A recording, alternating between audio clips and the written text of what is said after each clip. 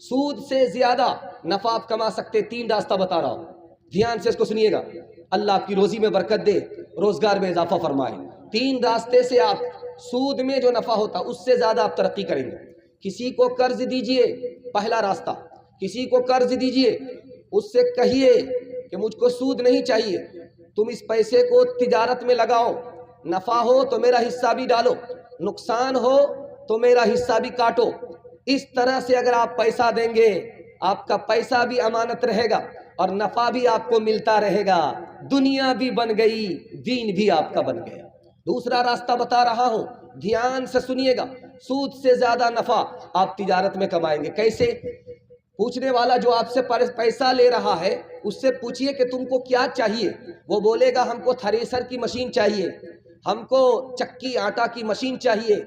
आप वही मशीन उसको खरीद करके दे दीजिए और अपना किराया रख दीजिए, मशीन पर अपना किराया रख दीजिए, किराया उठाते रहिए, मशीन के मालिक बनते रहिए, दुनिया भी बन गई और आखिरत भी आपकी बन गई। तीसरा रास्ता बताने के लिए जा रहा हूं, जो आदमी आपसे पैसा मांगने के लिए आ रहा है, सूदी पैसा मांगने के लिए आ रहा है, आप उस आदमी से पूछिए कि तुमको क्या चाहिए, तो बोलेगा हमको फला सामान चाहिए, हमको फला सामान चाहिए, हमको फला चीज चाहिए। आप वही चीज अररिया बाजार में खरीद लीजिए और उस सामान को उसी आदमी के हाथ में नफा पर फरोख्त कर दीजिए। आम का आम भी मिल गया, गुठली का दाम भी मिल गया, उस गरीब का भी काम हो गया, आपका भी मसला हल हो गया। 3 रास्ते से अल्लाह आपको तरक्की देगा। हाथ उठा करके वादा कीजिए, बैंक में पैसा जमा करेंगे 10 रुपया और 100 रुपया कमाएंगे। हाथ उठाइए। खैर यहाँ आकर के फंसे है पुरझोटो ग़ीबत से बाजार तेरा, मुसलमान कहाँ है वो किरदार तेरा। है पुरझोटो ग़ीबत से बाजार तेरा, मुसलमान कहाँ है वो किरदार तेरा। हर एक काम तेरा बड़े से जुदा है, वो पाबंद कुरान तू ज़र पे फिदा है। हर एक काम तेरा बड़े से जुदा है, वो पाबंद कुरान तू ज़र पे फिदा है, वो पाबंद कुरान तू ज़र पे फिदा है। तमाशाई मत बन, खबरदार हो जा, अभी वक्त फुर्सत है, बेदार हो जा। पहला पैगाम 3 मिनट में तेजी के साथ निकल जाएगा। हम तबाही के दहाने पर कैसे आ गए?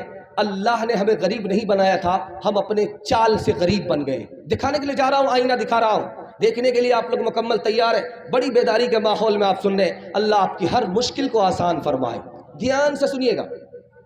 बेटा की शादी होने वाली है, बेटा की शादी होने वाली है, कार्ड छपने वाला है, तो ये गरीब बेटे का बाप क्या कहता है, मैं उससे कम हूं, मैं क्या उससे कम हूं, धूमधाम से बेटे की शादी करूंगा, जबकि फूटी कौड़ी जेब में नहीं है। क्या कह रहा है? मैं किसी से कम नहीं हूं, मैं उससे कम हूं, इससे कम हूं। देखिए, गरीब होकर के तकब्बुर कर रहा है। जब गरीब होकर के आदमी तकब्बुर करता है तो अल्लाह की लानत आसमान से जमीन के ऊपर बरसती है। बेटे ने बाप से पूछा कि अब्बा, आपने जो अपनी शादी किया था कितना पैसा खर्च हुआ था? कहा बेटा हिसाब मालूम नहीं है, कर्ज लेना पड़ा था, अभी तक दे रहा हूं, अदा नहीं हुआ है। दिखाने के लिए जा रहा हूं, ध्यान से सुनिएगा। दावत दी है, बिल्कुल व्हाइट कलर की स्कॉर्पियो आ रही है, उसमें 100 मेहमान तो गिनती के हैं, 200 उसमें 100 का इजाफा है, वो बगैर नाम के आ रहे हैं। और जब पूछा जाता है कि भाई इनको क्यों लेकर के आए, तो ये बच्चे हैं। ये क्या बच्चे बिन बाप के हैं? उनका जब नाम नहीं है तो उनको आप लेकर के क्यों आ रहे हैं? ध्यान से सुनिएगा, दिखा जा रहा हूं। नंबरी के लिए 100 स्कॉर्पियो लेकर के आए। अरे अपने दरवाजे पर बुलाइए ना भाई, 100 स्कॉर्पियो क्या 500 स्कॉर्पियो बुलवाइए, अपने दरवाजे पर खिलवाइए। नाना जी की हलवाई की दुकान, नाना जी का फातिहा। बेटी वाले के यहाँ आपका मेहमान, वो भी तादाद से ज्यादा, ये कौन सी नंबरी है। खैर आगे दावत हुई है, सब लोग खा करके जाने लगे तो एक एक अशरफी दिया है नवाब साहब ने कि आप बाराती हैं, बारात वाले हैं, ये एक एक अशरफी लीजिए जाइए। कान लगा करके दरवाजे से देखा कि कौन तारीफ करता है, कौन कैसी तारीफ करता है। एक कहता है वाह साहब, जिंदगी में पहली दावत खाने को मिली है कि खाना अलग मिला, पैसा अलग मिला। एक कहता है कि ससुरे ने एक ही दिया, अगर दो देता तो क्या फर्क पड़ जाता। सारी नंबरी उसकी बर्बाद हो गई, अकारत चली गई। दूसरी मिसाल लेकर के आ रहा हूं, ध्यान से इसको सुनिएगा बहुत तेजी के साथ। 500 आदमी को अपने दरवाजे पर बुला करके खिला रहा है। एक आलिम दीन आए, का कितने लोगों को दावत दिया, का हुजूर 500 लोगों को बुलाया है और अपने दरवाजे पर वलीमा खिला रहा हूं। का इसमें तुमको क्या मिला, हिम्मत से ज्यादा जो काम किए हो तुम्हें क्या मिला। कुछ नहीं मिला, नंबरी मिली, नामवरी मिली, शोहरत मिली, नंबरी मिली, और बाजार में इसकी फूटी कौड़ी भी कीमत नहीं है। एक मिसाल दे रहा हूं, ध्यान से सुनिएगा। चंदा हो रहा था, सबसे 10-10 रुपए मांगा जा रहा था। एक आदमी से 200 रुपए मांगा गया। वो आदमी पलट करके पूछता, यार सबसे 10-10 रुपए ले रहे थे, हमसे 200 रुपए क्यों मांग रहे हो। कहा कि तुम पैसे को पानी की तरह बहाते हो, अब पैसा कल तुम्हारे पास नहीं रहेगा, इसलिए जो कुछ मिलना है आज ही मिल जाएगा। इसलिए मैंने तुमसे 200 रुपए का सवाल किया। कल तुम भी मेरी तरह फकीर होने वाले हो, भीख का कटोरा हाथ में आने वाला है, और जिससे 10 रुपए मिल रहा है कल भी मिलेगा, परसों भी मिलेगा, जिंदगी भर मिलेगा, तुमसे मिलने वाला नहीं है। तुम मेरी तरह कंगाल होने वाले हो। मैं हाथ जोड़ करके आपसे कहता हूं, सिर्फ मेरी बात को कान खोल करके आप सुन लीजिए। हलाल कमाइए, हिसाब से खर्च कीजिए, आपसे बड़ा मालदार कोई हो नहीं सकता। ध्यान से सुनिएगा। आखिरी मिसाल मैं आपके सामने रखने के लिए जा रहा हूं। दिकियानूस बहुत बड़ा जालिम बादशाह था, उसको एक ही बेटी थी। उस बेटी का निकाह हो रहा है। एक लड़का ने जो पैगाम दिया वो गरीब था, दूसरा लड़का ने जो पैगाम दिया वो अमीर था। तो उसने अपनी बेटी की शादी गरीब से कर दिया, अमीर से नहीं किया। तो हैरत हुई सिकंदर बादशाह, वो पूछता है कि आपने अपनी इकलौती बेटी की शादी गरीब से कर दिया, अमीर से क्यों नहीं किया। तो उसका जवाब सुनिए कि वो जो अमीर था वो नादान था, उसको अकल नहीं थी, और ये जो गरीब था ये अक्लमंद था, इल्म वाला था। वो नादानी की वजह से अपनी दौलत बर्बाद कर देगा, ये अपनी अकल की वजह से आज गरीब है कल अमीर हो जाएगा। इसलिए मैंने बेटी अमीर को नहीं दिया, गरीब को दे दिया। इंशाअल्लाह अपनी बेटे की शादी सीधे शेख बिरादरी में जाकर के करेंगे। हाथ उठा दीजिए। ये देखिए, ये देखिए कितने होशियार नजर आ रहे हैं। बेटी की शादी कुलैया है, कुलैया में करेंगे, लेकिन बेटा की शादी कहाँ जाकर के करेंगे, शेख में। क्यों, माल अलग मिलेगा, गाड़ी अलग मिलेगी, ऊपर से अलग मिलेगा, नीचे से अलग मिलेगा। ध्यान से सुनिएगा। आखिरी मिसाल आपके सामने रखने के लिए जा रहा हूं, तेजी के साथ निकल जाएगा। बाप इतना सियाना होता है, कुछ नहीं बोलता, बेटा खामोश रहता है, बाप बोलता है। देखिए बाप किस तरह बोलता है। देखिए हमको कुछ नहीं चाहिए, हम तो नमाजी आदमी, हाजी आदमी, हमको कमी अल्लाह ने क्या किस बात की रखी है। अगर आप देना चाहते हैं 4 चक्का दे दीजिए, उस पर आप ही की बेटी आएगी और जाएगी, क्या फर्क पड़ जाएगा। हमको सामान उमान नहीं चाहिए, अल्लाह ने सब कुछ दे रखा है। देना है तो डबल डबल दीजिए, सिल्लीगोड़ी से मंगा करके दीजिए, उस पर आराम आप ही की बेटी करेगी। हमको भैंस वैसे नहीं चाहिए, देना ही चाह रहे हैं तो बच्चे वाली दे दीजिए, क्या फर्क पड़ेगा, उसका दूध आप ही की बेटी पिएगी। कितना बड़ा सियाना है, काम भी निकालना चाह रहा है, बदनाम भी नहीं होना चाह रहा है। एक बोमियार था, दुनिया को ठग करके जा रहा था, अपने बेटा से कहा मैं फरिश्ते को ठगना चाहता हूँ। बेटे ने कहा अब्बा हुजूर फरिश्ते को ठग लोगे, 1 मिनट में ठग लेंगे। कहा कि वो कैसे, कहा जब मैं मर जाऊं तो मुझको पुरानी कब्र में दफन करना, नई कब्र में दफन मत करना। कहा अब्बा हुजूर नया मुर्दा नई कब्र में जाता है, आप पुरानी कब्र में क्यों जाना चाहते हो। कहा जब पुरानी कब्र में दफन होंगे फरिश्ता पूछने के लिए आएगा तो कहेंगे अभी तो पूछ करके गए थे, क्या बार बार दिमाग खराब करने के लिए आ गए। इंसाफ से बताइए, दिल पर हाथ रख करके बताइए, ये गाड़ी मिली है, ये पैसा मिला है, सामान मिला है, भैंस मिली है, किसको मिली, बेटी दामाद को। इस बानर बाप को क्या मिला? नाना की हुंडी। ये दूसरे की दुनिया बना रहा है, अपनी आखिरत बर्बाद कर रहा है। हाथ जोड़ करके मैं आपसे कहता हूँ, बेटे की शादी में एक तरफ हो जाइए। बेटा तुम जानो, तुम्हारा काम जाने। तुम्हारी दुनिया बनाने के चक्कर में हम अपनी आखिरत बर्बाद नहीं करेंगे। हाथ उठा दीजिए इंशाअल्लाह, इंशाअल्लाह।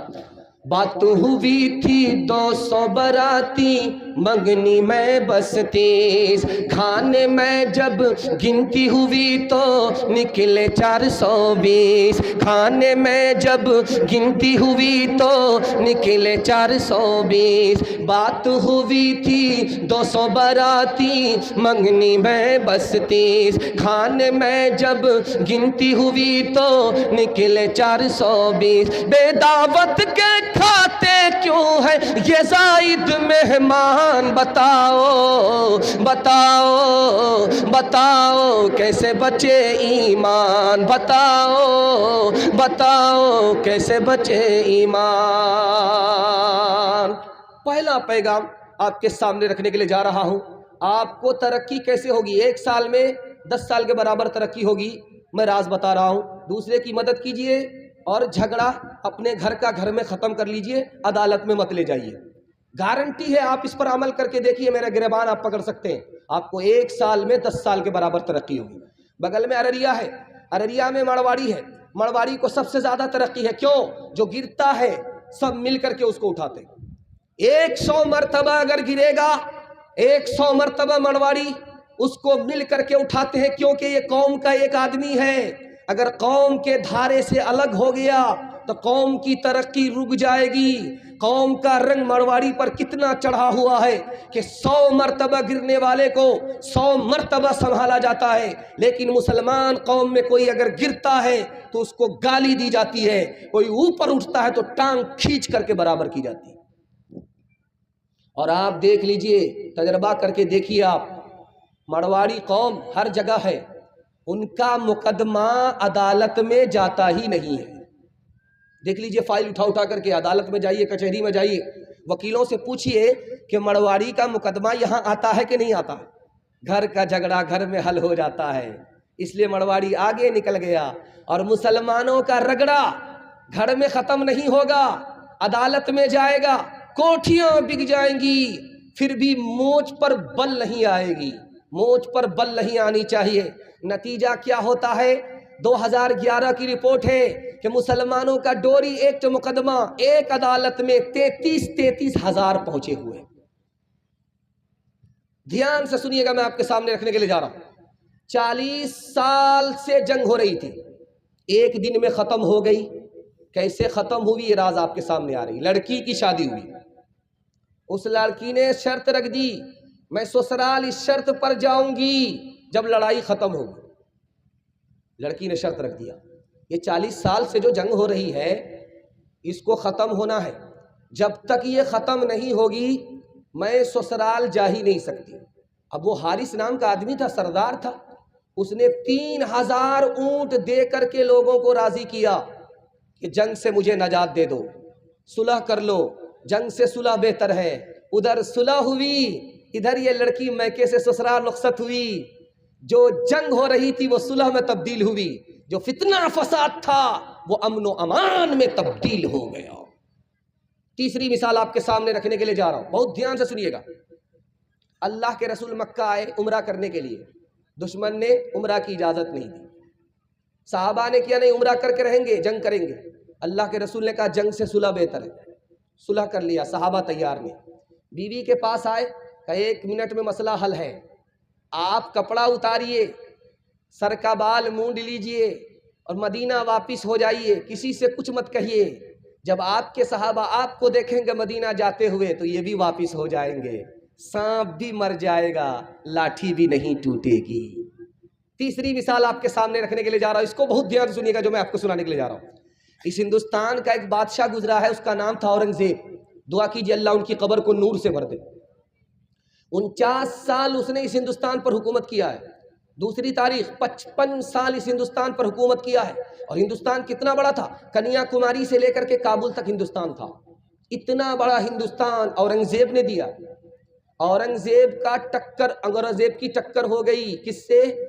शिवाजी से। शिवाजी नवाब है, औरंगजेब बादशाह है, दोनों टकरा गए। तो औरंगजेब ने चारों तरफ से शिवाजी को घेरा है। शिवाजी का राशन खत्म हो गया तो अपनी माँ से कहा क्या करें। कहा कि एक काम है, औरंगजेब से पूछ लो, मशवरा कर लो। कहा माँ वो मेरा दुश्मन है, मैं दुश्मन से मशवरा करूं? कहा बेटा वो तुम्हारा दुश्मन जरूर है लेकिन मुसलमान है, गलत मशवरा नहीं देगा। शिवाजी झंडा लेकर के खड़े हो गए। औरंगजेब ने पूछा क्या बात है? कहा बात यह है कि मेरा राशन खत्म हो गया, मेरी माँ ने कहा तुमसे मशवरा करने के लिए। इसमें परेशान होने की कोई बात नहीं है, 10 साल के लिए जंग बंद कर दो, उसके बाद तैयारी करना, फिर मुकाबला करना। सादुल्ला जो वजीर था वो हाथ जोड़ करके खड़ा हो गया, हुजूर आप 10 साल के लिए उसको टाइम दे रहे हैं, वो तो पूरी तैयारी करके आपके ऊपर हमला कर देगा। तो औरंगजेब ने कहा कि मेरे नबी ने 10 साल के लिए जंग बंद किया था, मैं अपने नबी की सुन्नत पर खड़ा हूं, वो मुकाबला करने के लिए जरूर आएगा लेकिन मुझे शिकस्त नहीं दे सकता क्योंकि मैं नबी की सुन्नत पर खड़ा हूं, मैं गालिब रहूंगा, मगलूब नहीं हो सकता। आप कैसे, आप यहां से देखिए ये अररिया कोट है, यहां से सीमांचल पास करती है, सीमांचल भी पास करती है और लोकल ट्रेन यहां से पास करती है। लोकल ट्रेन में आप टिकट नहीं लेते, सीमांचल में ट्रेन लेते, टिकट लेते हैं। सीमांचल में टिकट लेने से फ़ायदा ये है, जलालगढ़ यहाँ वहाँ रुकने का मसला नहीं रहेगा, डायरेक्ट पूर्णिया रुकेगी, आपका टाइम बचेगा। इसलिए आप एक्सप्रेस ट्रेन में टिकट लेते हैं, लोकल ट्रेन में टिकट नहीं लेते। जिस घर में झगड़ा हो गया उस घर की मिसाल लोकल ट्रेन की तरह है, कदम कदम पर उसकी तरक्की रुक जाएगी, वो तरक्की कर नहीं सकता। और जिस घर से झगड़ा खत्म हो गया उसकी मिसाल राजधानी एक्सप्रेस की है, पल में यहाँ पल में वहां, वो कदम जमीन की सतह से उठेगा और आसमान की बुलंदी को पहुंच जाएगा। हाथ जोड़ करके मैं आपसे कहता हूं, आप सोचते हैं झगड़ा खत्म करेंगे हमको नुकसान होगा, मैं गारंटी लेकर के जाता हूं, झगड़ा खत्म करने वाला हमेशा फायदे में रहता है, झगड़े को जारी रखने वाला हमेशा कंगाल हो जाता है। एक मिसाल दे रहा हूं, ध्यान से सुनिएगा। इमारत शरिया के जब अमीर मुंतखब हो रहे थे मौलाना वली रहमानी रहमतुल्लाह अलैह, तो इसी अररिया में बहुत बड़ी कॉन्फ्रेंस हुई थी। उसको सामने रखिए जो मैं आपके सामने रखने के लिए जा रहा हूं। मौलाना वली रहमानी रहमतुल्लाह अलैह ने लिखा कि अदालत में 2 भाई का मुकदमा आया एक दरख्त को लेकर के, और 20 साल तक वो मुकदमा चलता रहा। इस भाई का भी पैसा खत्म हो गया, लड़ते लड़ते उस भाई का भी पैसा खत्म हो गया, लड़ते लड़ते फिर बाद में अदालत से ये फैसला आया, आधा काट करके उसको दे दो, आधा काट करके इसको दे दो। तो दरख्त कटाने के पैसे दोनों के पास नहीं थे, इतना कंगाल हो चुका था। ध्यान से सुनिएगा, एक मिसाल पर पैगाम खत्म कर रहा हूं। 2 भाई थे, एक कुंवारा था दूसरा शादीशुदा था, दोनों ने चूल्हा अलग कर लिया, खेती दोनों ने बांट लिया। 50 बोझा एक के हिस्से में गेहूं आया, 50 बोझे एक के हिस्से में गेहूं आए, बांट लिया, घर आ गए। छोटा भाई को एहसास हुआ यार बराबर बराबर अपने भाई से नहीं बांटना चाहिए, मैं तो कुंवारा हूं, मेरा खर्चा कम है, वो तो शादीशुदा है, बीवी बाल बच्चे वाला है, उसका खर्चा ज्यादा है, उसको बढ़ा करके देना चाहिए। खरबूजा खरबूजे को देख करके रंग पड़ता है। आप अपने भाई से मामला अगर अच्छा रखना चाहते हैं तो भाई भी आपके साथ अच्छा मामला रखेगा। खरबूजा खरबूजे को देख करके रंग पकड़ता है। यही ख्याल शादीशुदा भाई के जहन में आया, यार तुमने तो अपना घर बसा लिया, तुम्हारा भाई कुंवारा है, उसको घर बसाना है, उसको ज्यादा बढ़ा करके देना चाहिए था। अब दोनों ने तरकीब निकाली, रात का अंधेरा होगा, चुपके से जाऊंगा, अपने हिस्से का बोझा उठा करके भाई के हिस्से में डाल करके आ जाऊंगा, उसका हिस्सा बढ़ जाएगा, उसको खबर भी नहीं होगी। यही ख्याल दूसरे भाई के दिल में आया कि चुपके से जाऊंगा, अपने हिस्से का बोझा भाई के हिस्से में डाल करके आ जाऊंगा, उसका हिस्सा बढ़ जाएगा, उसको खबर भी नहीं होगी। चुपके से दोनों आया, अपने हिस्से के बोझे को उठा करके जो इधर फेंका वही बोझा पलट करके इधर आ रहा है, जो इसने उधर फेंका वही बोझा पलट करके इधर आ रहा है।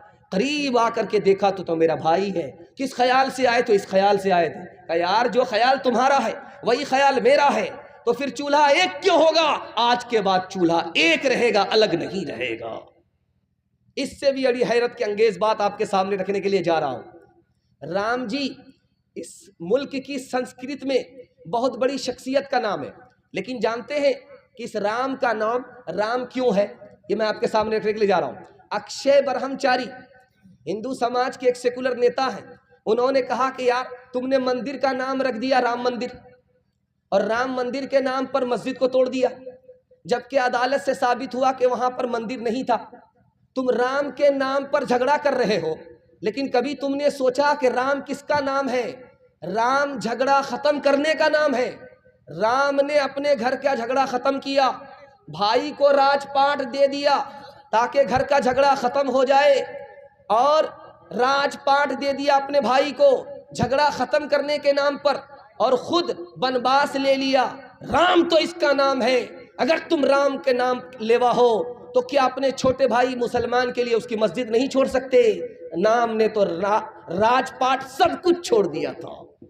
छोड़ के अपने महल दो महले जंगल जंगल फिरना, औरों के सुख चैन के खातिर हर संकट में घिरना है। यही राम के लेके की रेखा आ गया अब विश्वास। जब जब राम ने सितम लिया तब तब पाया बनवास।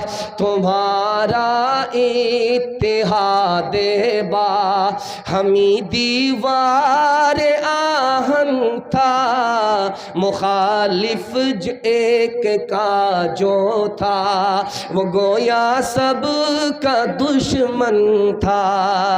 तुम्हारी हिम्मतों का अर्श आज़म पर नशीमन था, तुम्हारे हाथ में आफाक का हर इल्म हर फन था।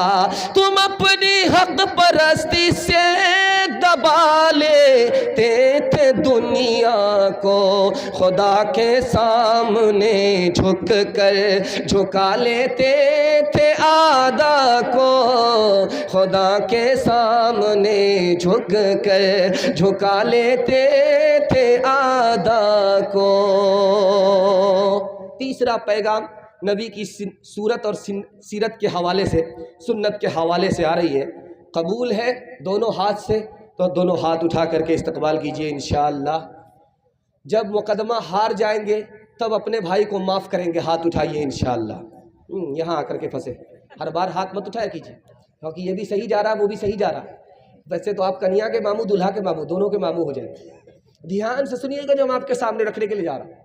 दस्तरखान पर बैठ करके नबी के सामने बाएं हाथ से खाना खा रहा है, तो अल्लाह के रसूल ने कहा मेरी सुन्नत है दाएं हाथ से खाओ, बाएं हाथ से क्यों खाते हो? कहा मेरी मर्जी है।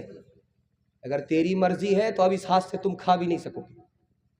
उसके बाद उसने जिंदगी भर दाएं हाथ से लुकमा उठाना चाहा, दायां हाथ काम नहीं करता था। जो नबी की सुन्नत का मजाक उड़ाता है उसको दुनिया ही में नुकसान उठाना पड़ता है। दूसरी मिसाल आपके सामने रखने के लिए जा रहा हूं। कद्दू आया दस्तरखान पर, डबाडब कद्दू खा रहे, डबाडब कद्दू खा रहे।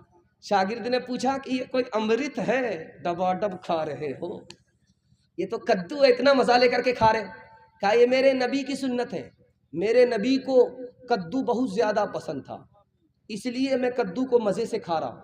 तो शागिर्द बोलता है कि नबी की भी क्या पसंद है, हमको कद्दू पसंद है, नबी को कद्दू पसंद।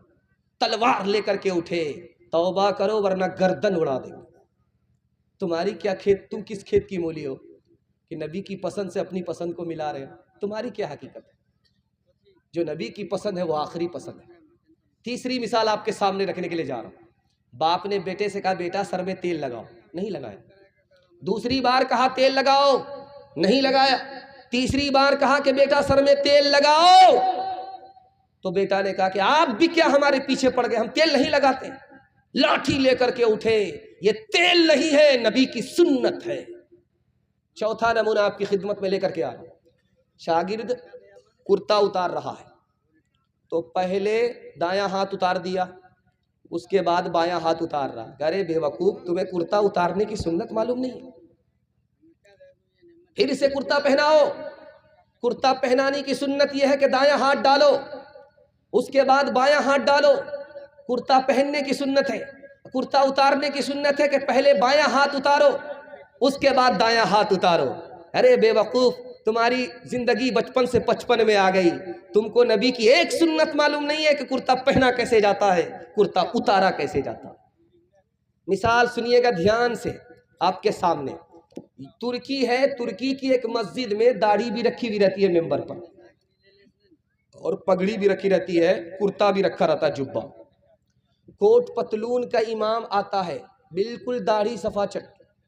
अब वो क्या करता है कि कोट पतलून की जगह वो जुब्बा पहनता है, उसके बाद पगड़ी बांधता है, वो जो दाढ़ी रखी हुई रहती है डुप्लीकेट दाढ़ी उसको लगाता है। नबी की सुन्नत का तमाशा तुम करोगे, अल्लाह तुम्हारे दुश्मन के सामने तुम्हारा तमाशा कर देगा। 3 जगह आपको नबी की सुन्नत नजर आएगी, उसके बाद नजर नहीं आएगी। निकाह करने में नबी की सुन्नत याद आती है, खतना करने में नबी की सुन्नत याद आती है, और जनाजा जब उठ गया तब नबी की सुन्नत याद आती है। उसके बाद लोगों ने नबी को भुला दिया, नबी को भुला दिया, खुदा ने भुला दिया। आज नतीजा ये है कि रो रो करके बुरा हाल है, लेकिन हमारी हालत बदल नहीं रही है, खुदा को रहम आ नहीं रहा है, क्योंकि हमें अपने नबी पर तरस नहीं आ रहा है, इसलिए खुदा को हमारे ऊपर तरस नहीं आ रहा। हाथ जोड़ करके आपसे कहता हूँ, अगर आप सुन्नत छोड़ेंगे आपको कितना बड़ा नुकसान होगा। आप देखेंगे जब कब्र खोदी जाती है तो मुर्दे को लिटाया जाता है, चित नहीं लिटाया जाता, चित लिटाना सुन्नत के खिलाफ है। करवट लिटाया जाता है, मुर्दे को करवट लिटाया जाता है, उसकी पीठ को सटा दिया जाता है दीवार से ताकि चेहरा किबले की तरफ हो जाए। 80% मुर्दों को कब्र खोल करके देखा गया, कफन चोर ने देखा तो किबले की तरफ चेहरा नहीं था। किसी आलिम से आकर के पूछा कि हुजूर मैं कफन चोर था, मैंने अब तौबा कर लिया, मैं जब भी कब्र को खोला, मुर्दे का कफन खींचा तो किबले की तरफ 80% मुर्दे का चेहरा नहीं था, क्या वजह?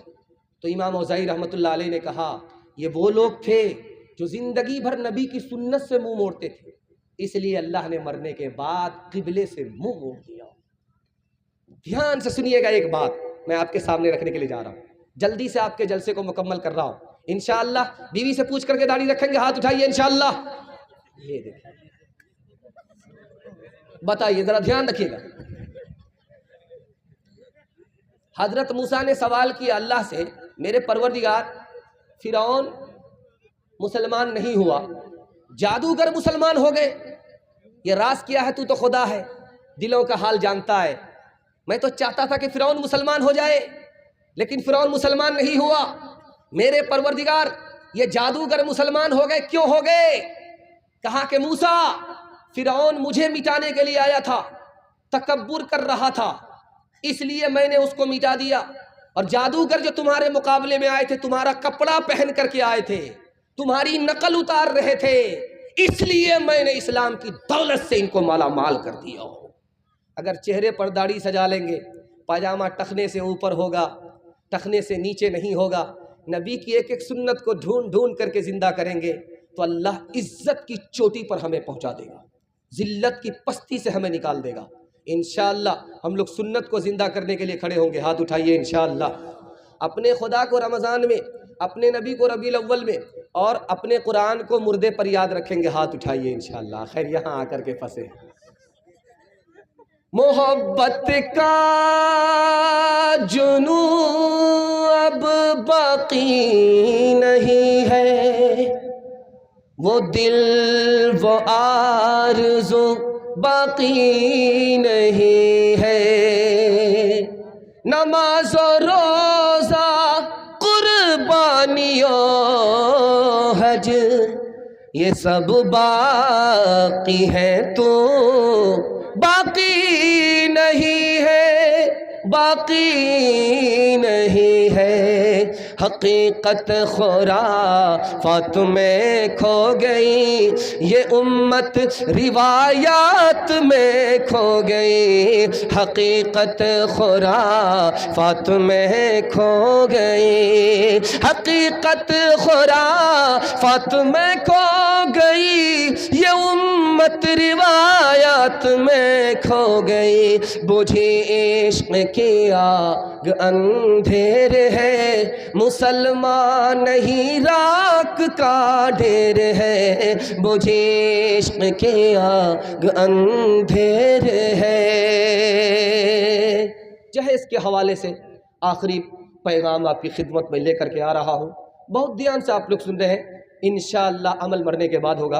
हाथ उठा दीजिए, बिल्कुल सही जा रहा है। खैर माशाल्लाह, हम भी आपका जनाजा पढ़ने ही वाले।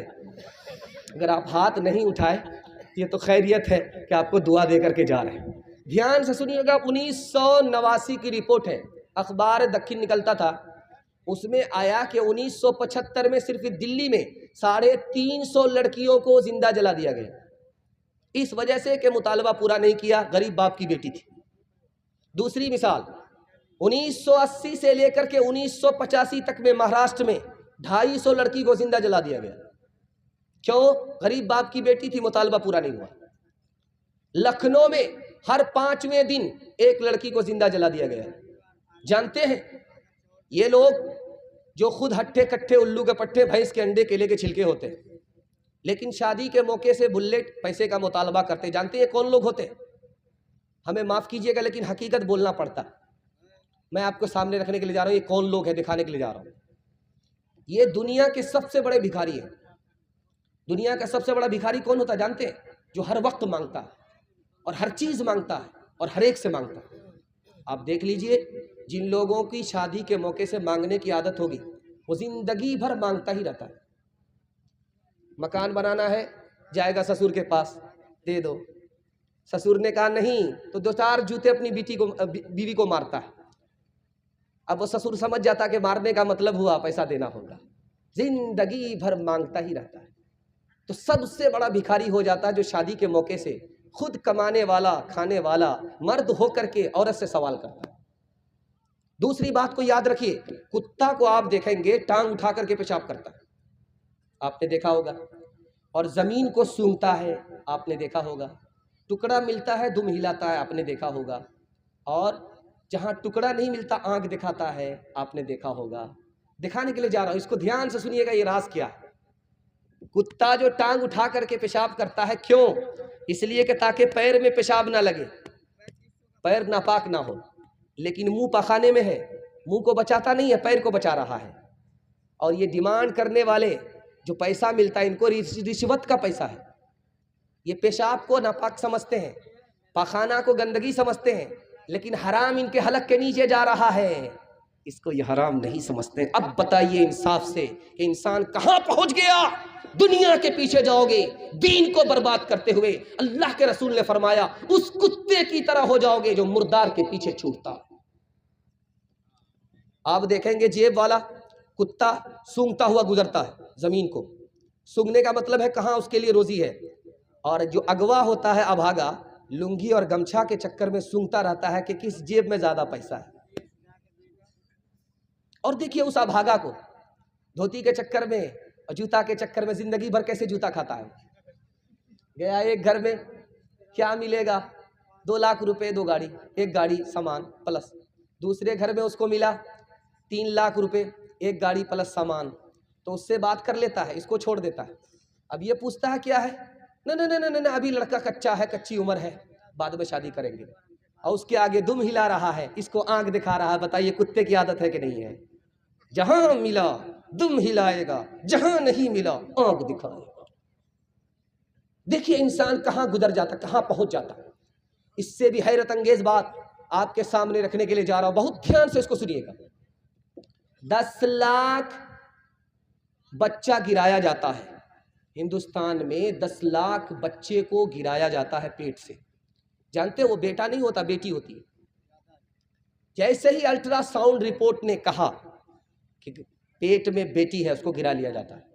तो बेटी जो गिरने वाली है पेट से, उसकी तादाद सालाना क्या है हिंदुस्तान में? 10 लाख। ये क्यों मारते हैं बेटी को? बेटा को नहीं मारते। बेटी को क्यों मारते? इसलिए कि बेटी की शादी में पैसा जाएगा, बेटा की शादी में पैसा आएगा। मीठा मीठा हप हप, कड़वा कड़वा थू थू। 1 दर्जन बच्चा हो गया, कोई परेशानी नहीं। ई कदर आ कदर, ई कदर आ कदर, ये सब आप ही का है। हाँ गिनती मालूम नहीं मेरा। ये भाई इतना आ गया का ये बरकत है बेटा। एक बेटी आई, दूसरे का नंबर है तो मुंह लटका करके बैठा हुआ है, कुछ नहीं बोल रहा है। भाई आपके घर में क्या पैदा हुई? कहा कि बेटी है हुई, मुंह लटका करके बैठा हुआ है। बेटा पर खुशी है, जिलेबी बांट रहा है। बेटी पर खुशी नहीं है, क्यों? मतलब साफ है कि दाल ही काली नहीं है, दाल में काला नहीं है, पूरी दाल काली है। मतलब क्या है कि भाई बेटी है, पैसा खर्च होगा, माँ से ज़्यादा ये बाप परेशान, लगता है पिछले साल माँ ने पैदा किया था, अगले साल यही बाप पैदा करेगा। मतलब साफ है। अच्छा, इससे भी आगे हैरत अंगेज बात आपके सामने रखने के लिए जा रहा हूँ। 37% औरत ऑपरेशन के बाद मर जाती है, मेडिकल साइंस की रिपोर्ट। 67% औरत कैंसर की मरीज हो जाती है ऑपरेशन के बाद। नसबंदी जिस लड़की ने कराया, ऑपरेशन जिस लड़की ने कराया, जिस औरत ने ऑपरेशन कराया, नसबंदी कराया, 37% औरत मर जाती। अल्लाह की खेती थी, तुमने बंद कर दिया, नतीजा तो तुमको देखना ही होगा, भुगतना ही होगा। खेती को अगर आप बर्बाद करेंगे तो उसका नुकसान तो आप ही को उठाना होगा। वो खेती अल्लाह की थी, उसको नसबंदी के जरिए बंद कर दिया गया। जानते हैं, मेडिकल साइंस कह रही है 37% औरत मर जाती है, और जो जिंदा बचती है उसको जिंदगी भर दवाई के सहारे जीना पड़ता। 67% औरत। और ये नसबंदी क्यों कराई जा रही है, ऑपरेशन क्यों कराया जा रहा है? ज़्यादा बच्ची आ जाएगी, परेशानी बढ़ जाएगी, निकाह में पैसा खर्च होगा।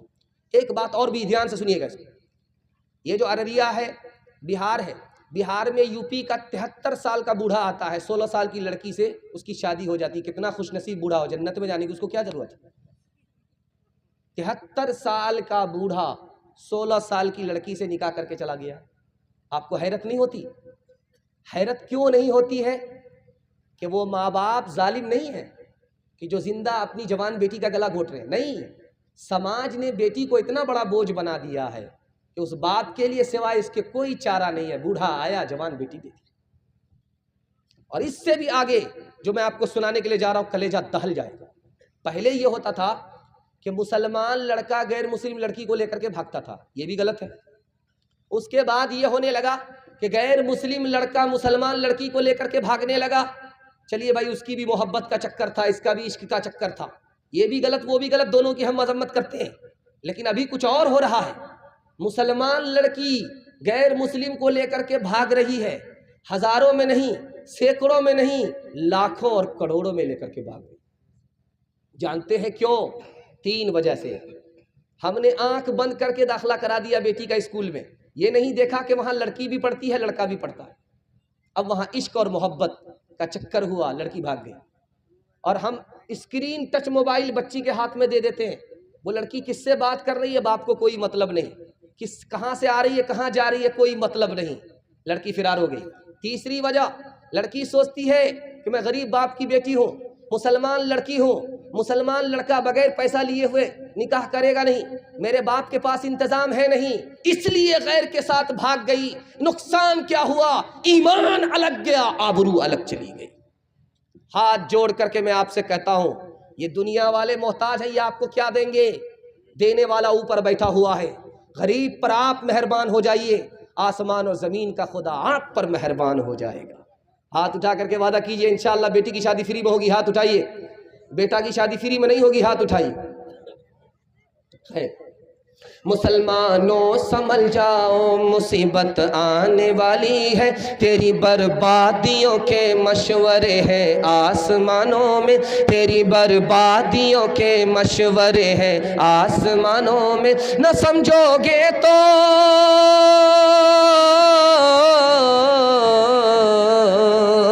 न समझोगे तो मिट जाओगे अहिम दोस्ता वालों, तुम्हारी दास्ता तक भी न होगी दास्तानों में, तुम्हारी दास्ता तक भी न होगी दास्तानों में।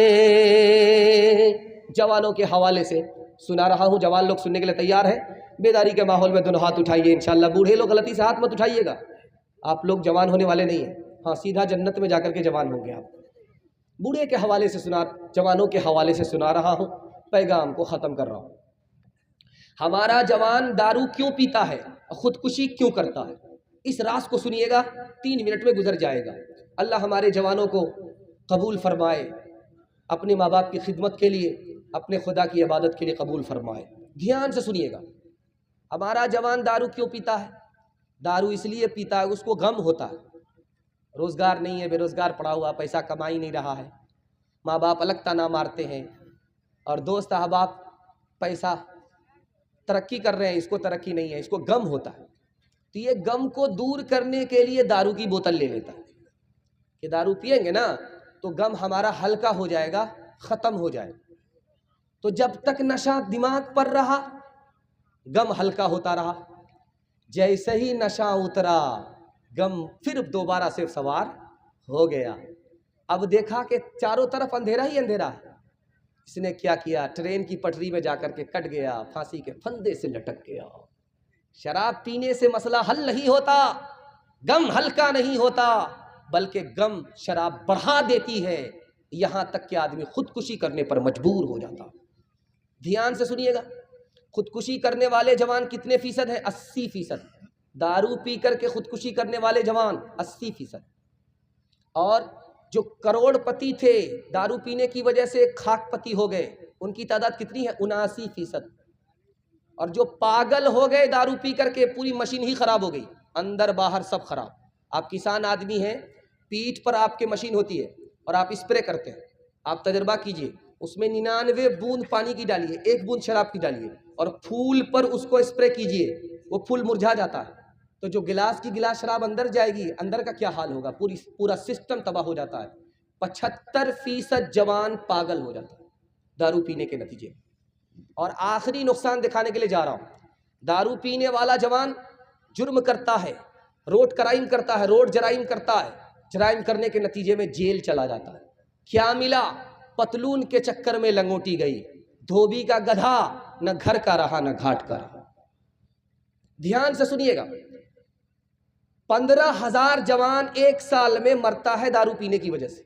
1956 की रिपोर्ट है, फ्रांस ने लिखा कि दारू पीने के नतीजे में 15,000 जवान एक साल में मर जाते हैं।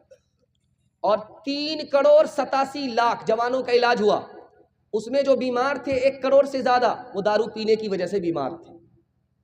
अगर आप दारू पिएंगे बीमारी आपको नहीं छोड़ेगी, अगर आप दारू पिएंगे मैदान आप हार जाएंगे, दारू पिएंगे वक्त से पहले बूढ़ा हो जाएंगे, दारू पिएंगे जवानी में मौत आएगी। खुदा के वास्ते खुद को बचा लीजिए, आपकी नस्ल इस बला से बच जाएगी।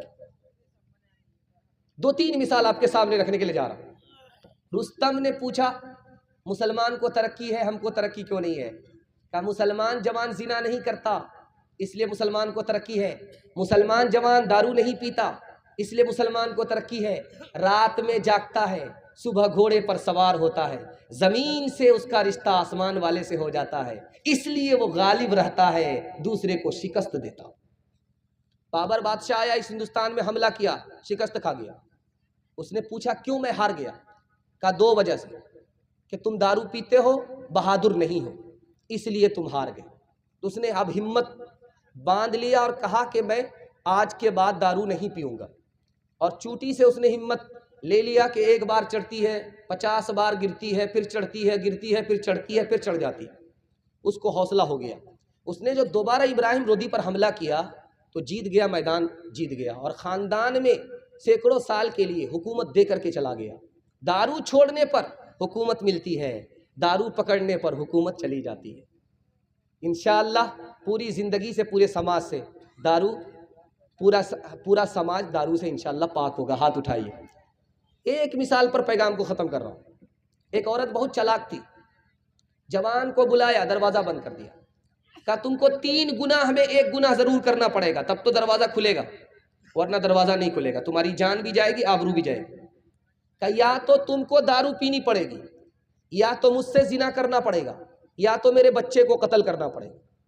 अब वो जवान सोचने लगा, यार दरवाज़ा बंद है, जान जाएगी, आबरू चली जाएगी, आबरू बचाने के लिए, जान बचाने के लिए 3 काम में कोई एक काम ज़रूर करना पड़ेगा।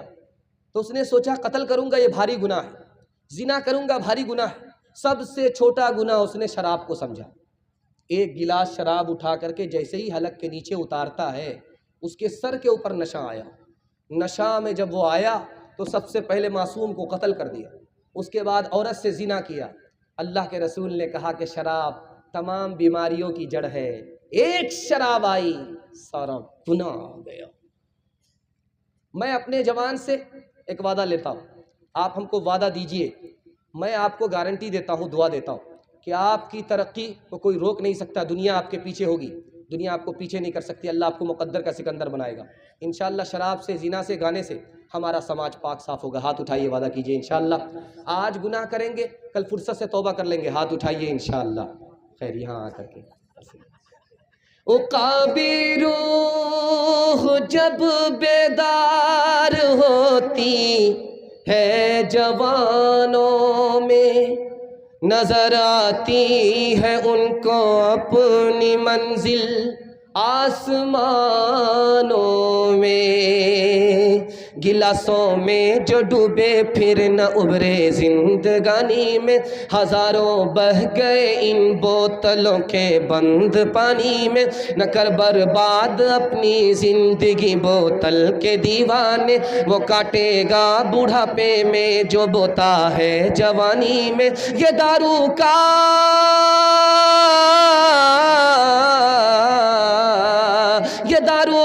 पियाला मौत का कड़वा पियाला है। मिला है जहर शरबत में, मिला है जहर शरबत में, छुपी है आग पानी में। मिला है जहर शरबत में, छुपी है आग पानी में। आखिरी पैगाम औरतों के हवाले से सुना रहा हूँ, अपने हिस्से के जलसे को मुकम्मल कर रहा हूँ। औरतों का पैगाम सुनने के लिए आप लोग तैयार हैं? यहाँ से लेकर के वहाँ तक हाथ उठा दीजिए इंशाअल्लाह। माँ बाप को खर्चा बीवी से पूछ करके देंगे, हाथ उठाइए इंशाअल्लाह। जरा ध्यान रखिएगा। लड़की कुंवारी है, अभी उसकी शादी नहीं हुई है। जब वो नमाज पढ़ती है तो उसको एक नमाज का सवाब 10 नमाज मिलता है। जैसे ही उस लड़की की शादी हुई, अब वो नमाज पढ़ती है तो एक नमाज पर उसको 21 नमाज का सवाब मिलता है। फर्क दिखाने के लिए जा रहा हूं, ध्यान से सुनिएगा। शादी हुई, पेट में बच्चा आ गया। जैसे ही उस बच्चे की आमद पेट में हुई है, मां बन गई है, पेट में बच्चा आ गया। अल्लाह का करिश्मा देखिए, अल्लाह उसके पिछले तमाम गुनाह को माफ फरमा देता है। जैसे ही वो बच्चा बढ़ा, मां को अब बैठने में तकलीफ है, लेटने में तकलीफ है, वजन बच्चे का बढ़ता जा रहा है। मां बेचारी तकलीफ उठा रही है, न उसको बैठने में बन रहा है, न लेटने में बन रहा है। ओह की आवाज निकल रही है, कभी आह की आवाज निकल रही है। फरिश्ता नामे आमाल में तस्बीह का सवाब लिखता है। अब वो वक्त आया, वक्त आया, वो वक्त आ गया, 9 महीने पूरे हो गए। अब माँ बच्चे को जन्म देने वाली है, वो मौत के मुंह में चली जाती है। अरे भाई ध्यान से सुनिए, ध्यान से सुनिए। अरे भाई इधर ध्यान दीजिए, साइड में बात कर लीजिए, जरूरी बात है, साइड में बात कीजिए। अब वो 9 महीना पूरा हो गया। 9 महीना में जिस वक्त वो बच्चे को जन्म देती है, मौत के मुंह में चली जाती है। इतना भयानक वो दर्द होता है, वो मौत के मुंह में मां को लेकर के चला जाता। तो कभी तो वो मौत के मुंह से वापस आती है, कभी मौत के मुंह में चली जाती है। लेकिन अल्लाह का इनकलाब देखिए, जब वो औरत मौत के मुंह में चली गई तो उसको गर्दन कटाने वाले शहीद के बराबर अल्लाह शहादत का रुतबा अता फरमाता है। अगर वो माँ वापिस आ गई, मौत के मुंह से वापिस आ गई, बच्चे को जन्म दिया, तो अल्लाह अपनी जन्नत को उस माँ के कदमों में डाल देता है। इससे भी ज्यादा हैरत अंगेज मुताला की खिदमत में लेकर के आ रहा हूं कि मैके से ससुराल आ रही है बेटी, आकर के देखा कि एक चप्पल यहां है, एक चप्पल वहां। सिर्फ उसने ससुराल में आकर के एक काम किया है आते ही, कि उस चप्पल को उठा करके वहां जाकर के जोड़ा लगा दिया, इस चप्पल को उठाया वहां जोड़ा लगा दिया। इस पर अल्लाह उसे अजर देता है, एक नेकी मिलती है, एक गुनाह माफ होता है, एक दर्जा बुलंद हो जाता है। आगे जो बात मैं कहने के लिए जा रहा हूं उसको जरा ध्यान से सुनिएगा।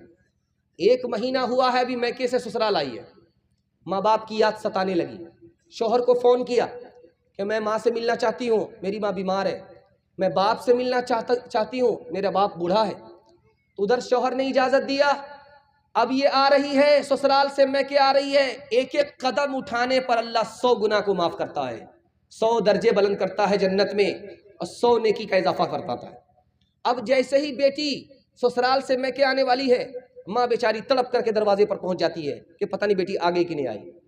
बाप बेचारा तड़प करके बैठ जाता है कि पता नहीं बेटी आगे कि नहीं आई। जैसे ही बेटी आती है, वो माँ बेचारी अपनी बीमारी को भूल जाती है, उसके दिल की कली खिल जाती है मारे खुशी के, और वो बूढ़ा बाप अपने बुढ़ापे को भूल जाता है।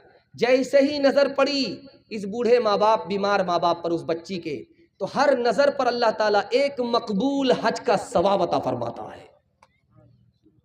2-3 मिसाल दे रहा हूँ, पैगाम को ख़त्म कर रहा हूँ। आप लोगों ने दिल खुश कर दिया, मैं तो घबरा गया था। एक एक दर्जन आलिमों का सामना आपने किया है भाई। सुनाने वाले सुनाते सुनाते थक गए थे, आप सुनते सुनते पक गए थे, और आप इस तरह बैठ गए थे जैसे मुकदमा हार करके बैठ गए थे। लेकिन अल्लाह का शुक्र है कि आप अभी तक जाग रहे हैं, सुन रहे हैं। दिल से दुआ देता हूँ अल्लाह आपकी जवान बेटी के लिए गैब से मुनासिब जोड़े का इंतज़ाम फरमाए, हर मुश्किल को अल्लाह आसान करे। ध्यान से सुनिएगा, रुखसती का मौका है, सब लोग रो रहे हैं, दादी अलग रो रही है, नानी अलग रो रही है, घर के साले लोग, बाराती को भी देखा नहीं गया, मगरमच्छ के आंसू ये लोग भी बहाने लगे, रोने लगे।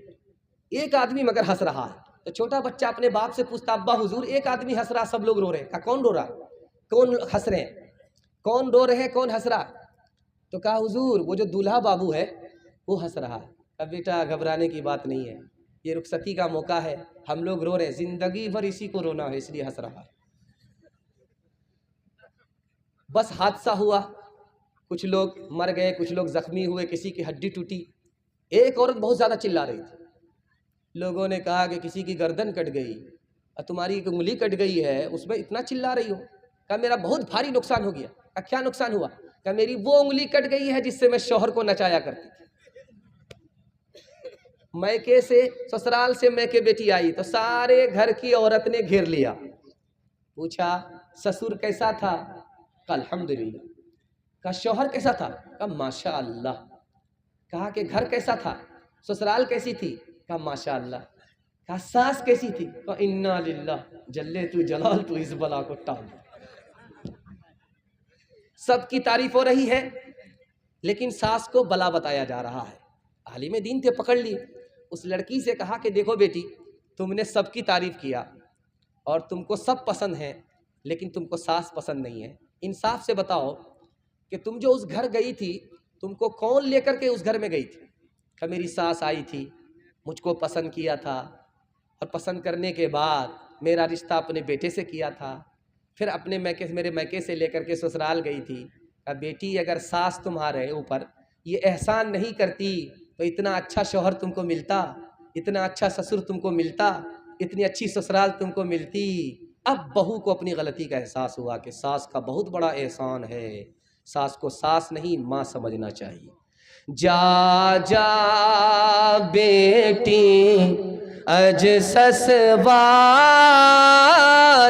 उजिया कह रही हो बटी हो प्यार, मत रखी हो सासू से बैर, फूकी फूकी के रखी हो पैर। रोज पढ़ी हो बेटी कुरान, रोज करी हो ताज़ा ईमान। हज़रत फातिमा की तरह उम्र भर ऐसा किरदार हो तेरा ससुराल में। हज़रत फातिमा की तरह उम्र भर ऐसा किरदार हो तेरा ससुराल में। सास तेरी ज़माने से कहती फिरे, सास तेरी ज़माने से कहती फिरे, कुछ नहीं चाहिए बस बहू सास हो। ऐ बहन जिंदगी में तो रहना जहाँ, घर को रखना बना कर के जन्नत नुमा। ऐ बहन जिंदगी में तू रहना जहाँ, घर को रखना बना कर के जन्नत नुमा। शुक्र करना अदा रब के एहसान का, हाथ में तेरे दूल्हे का जब हाथ हो। मेरे हिस्से का जलसा मुकम्मल हो गया और दूसरे मेहमान अभी आना बाकी हैं। आपको मेज़बानी का हक़ अदा करना है, दुआ पर जलसे को मुकम्मल करा करके उठना है। हाथ उठाइए इंशाअल्लाह। 3 काम छोड़ दीजिए, मैं गारंटी लेकर के जाता हूँ आपके घर में कभी आफत ही नहीं आएगी। आफत 3 वजह से आती है, गुनाह करेंगे आफत आएगी, हराम कमाएंगे आफत आएगी, गलत माहौल में रहेंगे आफत आएगी, और 1000 कोशिश कीजिए आफत जाएगी नहीं। एक ही हल है, तौबा कर लीजिए, आफत चली जाएगी। इंशाल्लाह गुनाह नहीं करेंगे, गलत नहीं कमाएंगे, गलत माहौल में नहीं जाएंगे। 3 काम पर खड़े हो जाइए, अल्लाह इज़्ज़त की चोटी पर पहुंचा देगा। इबादत करेंगे अल्लाह की, हाथ उठाइए, रसूलुल्लाह की इताअत करेंगे, मखलूक की खिदमत करेंगे। न किताबों से नवाज़ों से नज़र से पैदा, दीन होता है बुज़ुर्गों की नज़र से पैदा। नहीं सीखा इन्होंने दीन रहकर शेख के घर में, पले कॉलेज के चक्कर में, मरे साहब के दफ्तर में थे, केक के चक्कर में तो रोटी भी गई, बड़ी शेख की ताक में थे तो छोटी भी गई, न मानी बात वाइस की, थे पतलून के चक्कर में तो लंगोटी भी गई। वाखिर दावाना अनिल हम्दुलिल्लाहि रब्बिल आलमीन।